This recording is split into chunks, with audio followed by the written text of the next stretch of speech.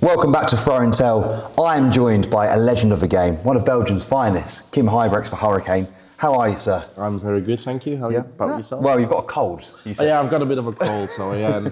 And for a man, having a man flu, that's awful. But I'll tell you I survived the trip over here, so I'm here, happy to be here. There is nothing worse than man flu, I'll give you that. Exactly. My missus always says, like, if you have the man flu, you're dying. But honestly, it will still take like an arm to come off before you do anything about it, right? Exactly, yeah. It's good, man. It's all right. 2025, we're at the end of September. We are coming up to crunch time in the season. How are you feeling? Feeling good. Working hard. Been trying to lose some weight as well. Been doing a bit more walking, sport and things like that. Practicing a bit more. Working hard with former dart player Eric Claris, the Sheriff. Used to win the Winmore World Masters back in the days. He's been coaching and training me. So getting ready for the last part of our season. And going into the last part of the season, like, this is where you really make headway up and down the rankings. Yeah. You're sitting around that 40-50 mark right now. Yeah. Where do you feel your game is currently at, though? Well, it's probably where I am at the moment. I'm not getting the results that I want, that I sometimes deserve. But at the end of the day, you need to hit that winning double, and I've not been doing that enough this year. You talk about winning moments and winning those little battles. Why do you think it's not going your way? Well, it's obviously it's a mental thing.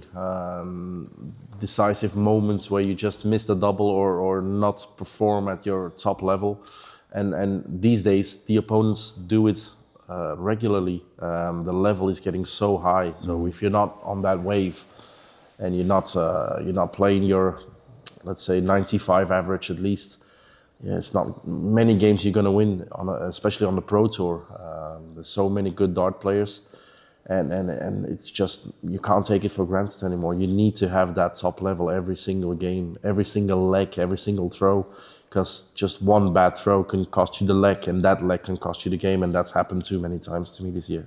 So when we look at the state of, I'm not going to talk British darts here, but European darts, there is a scary amount of talent now coming off the continent.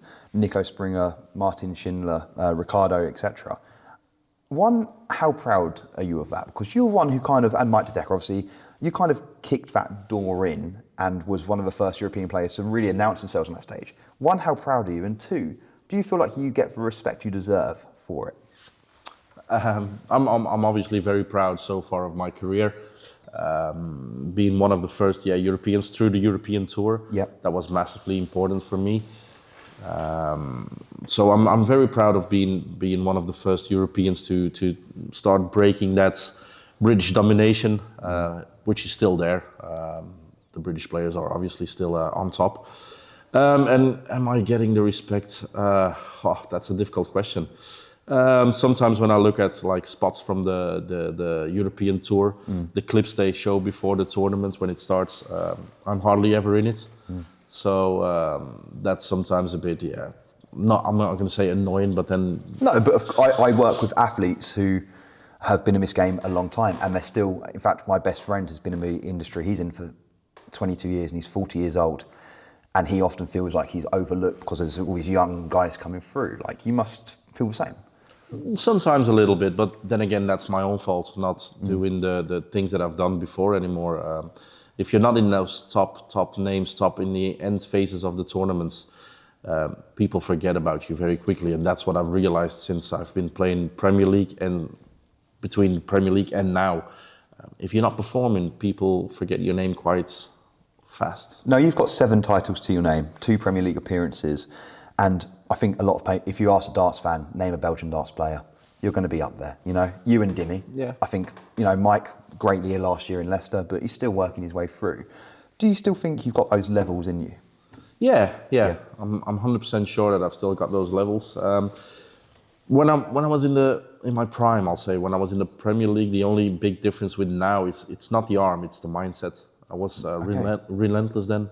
I was not afraid of anyone. I was playing against Phil Taylor and Gary Anderson, and I was like, you don't bother me, I'm going to beat you. And in which, I don't know why or how it's come, but these days I'm more like, oh no, I've got him. He's playing good. He's on fire. He's good in the rankings. that has changed a bit, and that's what we're working on big time now, to change the mindset, becoming more of a predator again instead of a victim. Is that maybe because you've had kids and you've got family now, or? No, I've been insecure, I think, my whole life, and you deal with it in several ways. Sometimes you get more, I'll say, attacking style because you're a bit insecure. Yeah. In an attacking mode, and that was what I was doing in the first stage of my career. I was more like on stage, I don't care, and being the bad guy a bit. You still got that in him, by the way. I've seen it. I've seen it, bro. Yeah. But then again, I'm a person that I love to be loved. Yeah. I'm always amongst people in Belgium. My wife always says, you can't stay at home for 2 days in a row. I always have to be surrounded by friends and family and have a good night, have a good experience. And when I was playing the Premier League, I was walking into the venues and there was like a bit of an enemy atmosphere there, which obviously is a bit natural because you're in the Premier League, everybody wants to win. But then sometimes players like ignored me or didn't say anything or not even hello or something. So I was like, whoa, what have I done wrong here? And that was a bit mind changing. So then I decided to go a bit less on the celebrations, which wasn't naturally anymore. So I was starting to lose more games, starting to feel more, well, that confidence level is going down again. So then again, I wanted to be that aggressive player again, but then it was a bit overacting sometimes. So it's a confidence thing, I think, for a lot of players. This is fascinating, by the way. Yeah. Because I've seen it with Gerwin Price.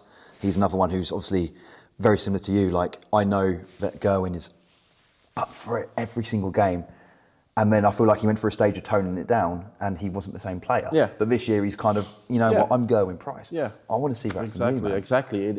It's a thing. And I don't celebrate or didn't celebrate for annoying other people. It was more of an insecure thing. It was like, yes, I've got this leg. Yeah. And yes, I'm a bit closer to winning a game or getting to a final stage of a tournament. It wasn't the thought of, I'm going to annoy him. It was never sportsmanship. No, exactly. But then, there was a lot of players that would give me grief about it. And I took that in my mind and that changed me a bit. Do you think the public still have that perception of you? Well, some people will do. Some people love. I love it. I think it's brilliant. Paul Nicholson is in that category, I think. Daryl Gurney, man. People who like to upset sometimes, and there are other people that like the traditional players like Gary Anderson, Raymond van Barneveld, who are not the biggest celebrators when they win a game. So, is there anything that, if you was to go back and you can have that conversation with someone 10 years ago with yourself, would you say ignore what people are saying? 100%. And just fucking go for it? 100%, because at the end of the day, and this is something that I didn't really realize then, but those people won't pay your bills. No. They won't help you build a house. They won't help you go on holiday. Those people are trying to take your money. And a lot of the old school guys were mind-playing players that would know, like, oh, that's a weak point, I'm going to get him. I remember Phil Taylor playing me in the World Championships, and Phil is obviously, he's a good, someone who's really good at mind games. And he was, before the game, he was like, he won't be jumping around against me and doing things like that. And I was, okay, I'll give you that, Phil. And I was jumping even more around. But he won the game, fair play. But then that was like kind of a name that you think afterwards, like, oh, I have to show him respect because he's Phil Taylor. But at that moment, he didn't care about me. He just wanted to win that game and whatever cost. So, like I would say now to somebody who would be in the same position as I would be, keep doing it. Just keep being yourself. Like I said, they're not paying the bills. It's funny saying it. So, like, darts is now obviously entering the era of, like, it's not just, it is about performing on the hockey. Fundamentally, you have to be good, but also you have to be marketable. You have to be able to have a personality, and like you have that in spades. So now it's just bringing that aggression out again on stage and kind of feeling, actually, I don't care what people think. Yeah, about me. but it has to be natural, like I said. When I was doing it again, the celebrations, it was a bit over the top sometimes, and then it was not to annoy somebody, but then I knew like, oh, I could get under his skin now. Yeah. And then you would do that, and it wouldn't feel normal again. So I just do it as it goes now. Yeah. I'll see. But then again, it comes with a strong mindset as well, because you can give it large and then start with 26 and 45, then you look like a complete That sounds idiot. a bit like me actually on a Monday night. Yeah, but then you look like a bit, like I say, if you have the confidence and you give it a big and on a big finish, and then you throw a good score afterwards, then you feel more confident and it's gonna get even better then. I can see the hunger in your eyes now. Like, you get excited about it. I'm not in that confident mode to be like, it's coming though, isn't it? Yeah, it's coming in man. bits and patches. Well, we could see it. Like I'm not a very patient guy. I want it to be here now, and everybody that's working with me, they say, calm down. Well, you're only working 39, but because you've been around for so long, people forget that. Like, again, don't get us the wrong way. When I did my research, I was like, Kim's only 39. I was like, I feel like I've been watching you, but I feel like I've been watching you since I was 12 years old. It's crazy. Yeah. I've been professional now 15 years. Yeah. Who's the toughest player you've ever had to play? Obviously it's going to be Phil, I think. I've only beaten him once in my career. And I have to say Gary Anderson. I think he's a phenomenal player. I think he's the best player of all time. Yeah, I agree. I think if you put everybody's talent 100% in, but the work ethics as well, which Gary obviously admitted that he lacks the last couple of years.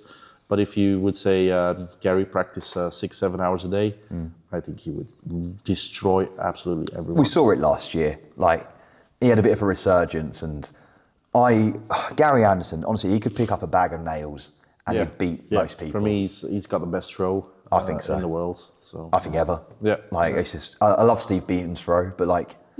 but then I think Gary Anderson, it's the most natural throw. It's beautiful, isn't it? Yeah, it's beautiful. Who's on your Mount Rushmore then? We'll put Gary there, but who are the other three? Yeah, obviously it has to be Phil. Yeah. Of what he achieved in the darts. Has to be MVG. Yeah. For then the European side, we'll say. Well, not just European side, like what MVG did for darts. He's an incredible player. Maybe Raymond van Barneveld as well, because he broke the door down for the Netherlands, and which is a gigantic part now of the PDC as well. If there wasn't Raymond van Barneveld, then there wouldn't be, I think, 30, maybe 35 Pro Tour card holders. So I'll say Raymond then. Before we have a throw, of the Europeans coming through, who excites you the most? Who excites me the most? Well, I think Wessel Nijman. He's going to be a big name. I practice with him a lot. We play in the same Super League team in the Netherlands. Really? I've seen him do some crazy stuff. Have we as spectators not even seen what he's capable of? Yeah, 100%. Really, that is scary. 100%. So Wessel, Yeah, he's going to be, I think without a doubt, a top 10, top 8 player in the future. World champion? Yeah, possibly, yeah. If he gets his act together. Sometimes he loses control a bit on important moments when he gets nervous. Yeah, then we text, I said, you look nervous. He said, well... You can see it. I was struggling, I was shaking. So that's obviously a name. Mike de Decker, obviously, he's playing really well. Won a major first time last year. It's not quite clicked this year. No, he's struggling a bit. I think the whole antics about the Premier League... didn't help him at all. No, it didn't help him. And he didn't help himself? No, he didn't help himself there. It's a tough selection, and if you don't make it, it's best to be quiet about it, because you've always got people that say, yeah, you should be in it, but the ones that are negative about it will rise more. Well, look what Luke Humphries was left out, and then he was annoyed, but he didn't do the press thing. He went and just won everything. Yeah, exactly. So that hasn't helped him. No. And I think there's some young German kids coming through as well. It's a big market now. I hope for us, the Belgians are coming through. Lex Passhas is a very young... He's the one, isn't he? Yeah, he's a very 13 years old? Yeah, he's incredible. Played him yesterday in a final in the doubles game. Did he win? No, we won. Yeah, get away. Played with Dimi's younger brother, Xanti. Yeah. But no, he's going to be a big thing for Belgium, obviously. Yeah. Brilliant, man. Like I said, it's seeing the talent come off the continent, and like I've got a spot for Schindler. I think Schindler is wicked, personally. Yeah. He's a very good player. He's a bit more to himself. He's quiet, so I don't really know him. But he's a very good dart player as well, and he's got a bright future ahead of him. But I think Nico Springer is a better natural gifted player. Yeah, I think he's going to be the dominating force for Germany in the future years. Nico, I think once he's won one, I think it's now only a matter of time before he wins on TV. If you look at his throw as well, it's so easy. Yeah. So easy. And if you look at the draw he had when he won the European Tour. It couldn't have been much harder, could it? No, that was scary. He had to win that. Yeah. So I'm looking forward to see him in the Grand Prix now for his first real test. Yeah. So I'll want to be scared of, I think. Brilliant. Should we have a little chuck? Yeah. Let's do it. Go on. Welcome back to Throw and Tell. We are still in South Wigston at the Q Club. If you're in the area, come check it out. This place is incredible. Kim, big football guy. Yeah. Who do you support? In my country, obviously, Royal Antwerp Football Club. Yeah. And in England, Liverpool. Oh, Yeah, I'm a Reds fan. I've been supporting Liverpool since the UEFA Cup final against Alaves. Obviously, we're the best team in the world, so supporting the best team in the world. So who's we? Liverpool and Royal Antwerp? Liverpool's the best team in the world. So Antwerp's the best team of Belgium. Okay. But do you support? Right, so I'm a Fulham fan.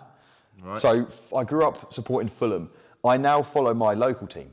Okay. So a team called Hemel Hempstead, and I follow them home and away. Okay. So you've got Premier League, Yeah. Championship, Yeah. League One, League Two, Oh. National League, Ooh.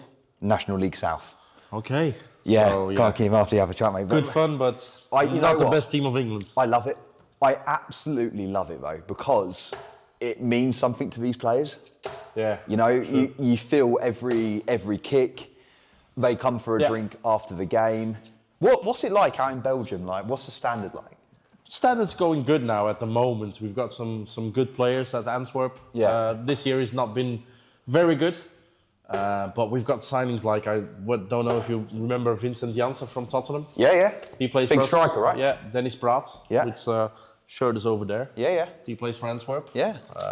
So we've got. Do you go home and away? No, just the home games sometimes because I'm a lot at darts. Yeah. Who's the best player you've seen live? That's a question. Playing. Yeah, best footballer you've seen in the flesh. Yeah, probably Mo Salah. Yeah. When I watched the Liverpool games. Yeah. So probably him. My hero was always Steven Gerrard. Really? Yeah, when I was younger, when I was about like 20, I wanted to have a big 8 tattooed on my back. But my missus wouldn't let me. Right, you owe your missus a drink, man. Like, that'd have been terrible. That would have been horrible, I know, but like, Been awful, man. I was such What you thinking? Steven Gerrard madman that I wanted to have a big tat, like a I shirt wouldn't number. like that. Would not have been a good look. I for know, I know.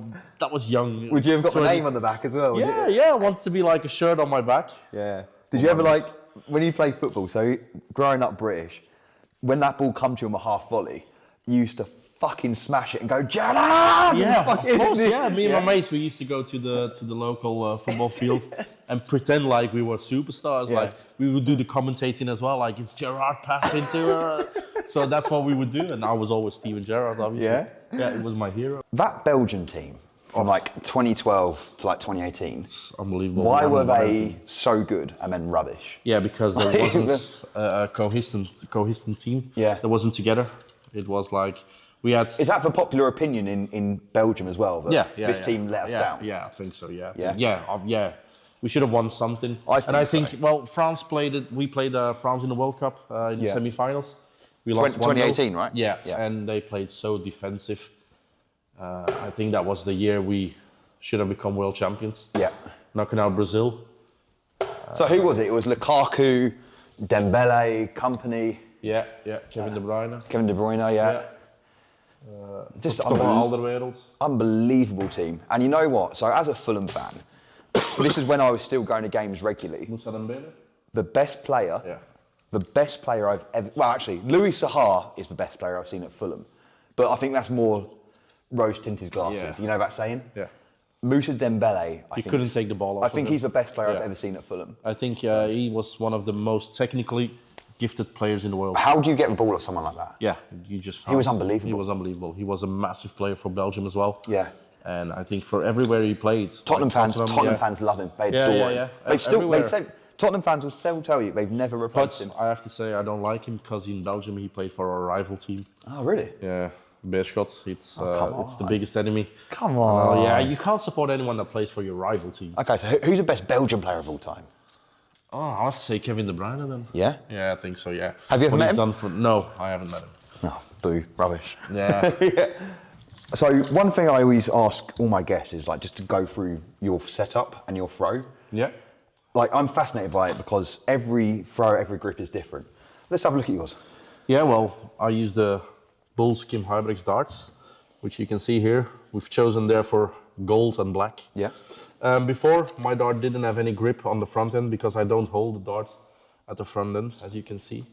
But a lot of the people that bought it or keep buying them wanted to have some grip at the front, so that's why we have grip there.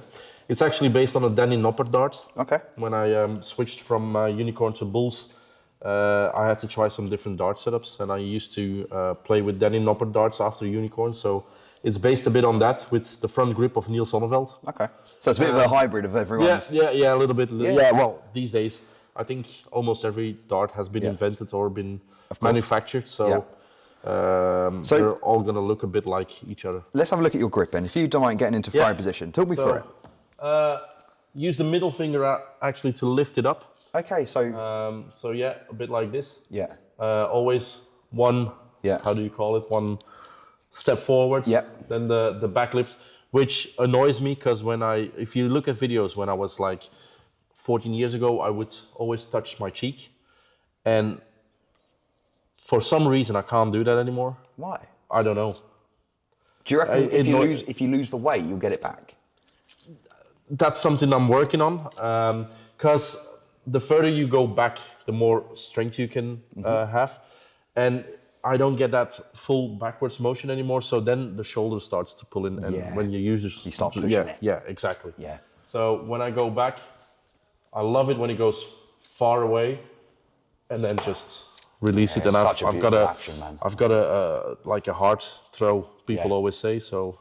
I like the dart going straight from point A to point B. Yeah. That's the best chance you'll have of. He's so good. Look at that. He just pinned in the one. If that was me, I'd be going, come on! Like, So it's a solid 140. So. Yeah. But How long did it take to work out? I've been playing darts my whole life. Yeah. I was a little kid, because I'm actually left-handed and way. left-footed on football. Yeah. So when my parents used to own a pub, and when local players came in, they played some games. Like if, for instance, you would be here, throw your darts. I would be like little kids. I would be standing next to you, and I would check out your feet, and I would try to copy your motion. Oh, you don't want to copy this, bro. But that's the way I started throwing right-handed, because 95% of the people are right-handed. So every time I would copy those players. Yeah. So when left-handed players would come around, I would throw left. So I actually got a very similar throw, left-handed and right-handed. Let's have a look. Go on. This would be insane.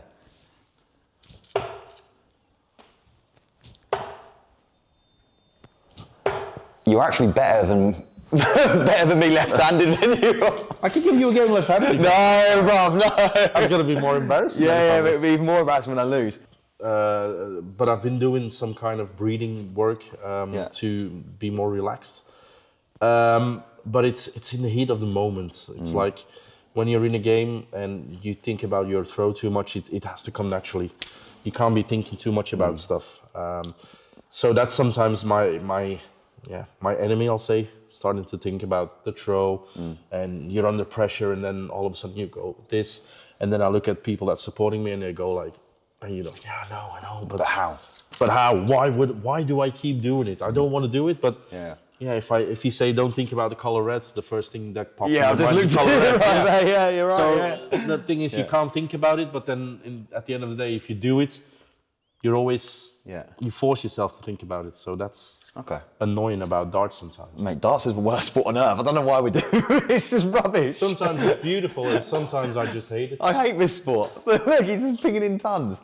Right, Kim, before we finish, before I let you go off and win PC 28, 29, 30, there's one question I do ask everyone, all right? And it's a big question. Yeah. How many cheeseburgers can you eat in 10 minutes from McDonald's? Double cheeseburgers.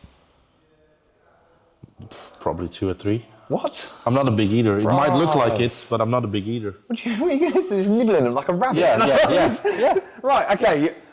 No, you can't have 2 or 3, mate. Yeah, I'm not a big eater. I eat the whole day, but I can't have big meals. You're just consistent. Yeah. Yeah, just like keep them coming. Yeah.